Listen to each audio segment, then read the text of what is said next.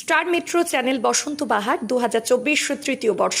বর্তমানে জনপ্রিয় news channel star metro চ্যানেলের পরিচালনায় এবং দ্য আইডিয়াল এডিফিকেশনের সহযোগিতায় বসন্ত উৎসব বসন্ত বাহার 2024 অনুষ্ঠিত হয়ে গেল বর্ধমান রবীন্দ্র ভবন প্রাঙ্গণে। সকাল 8টায় সুসজ্জিত প্রভাত ফেরির মাধ্যমে বসন্ত বাহার 2024-এর শুভ সূচনা ঘটে। পরবর্তীতে এক অসাধারণ সুন্দর সাংস্কৃতিক পরিবেশন, নাচে গানে কবিতায় মিশ্রিত বসন্ত বাহার সকল উপস্থিত দর্শকদের হৃদয়ে আলোড়ন ফেলে দেয়।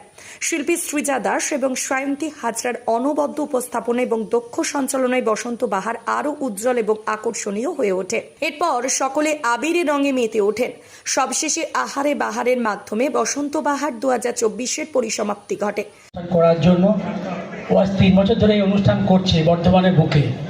একটা চ্যানেল চালিয়ে এইভাবে প্রোগ্রাম করা সত্যি করে কষ্টকর।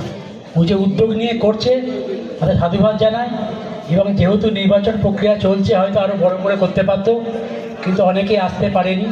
আমি সাথীদের সঙ্গে কথা বলছিলাম, আগামী দিন আরও বড় করে প্রোগ্রামটা করা যায়। আমরাও সাহায্যের হাত বাড়িয়ে দেবো।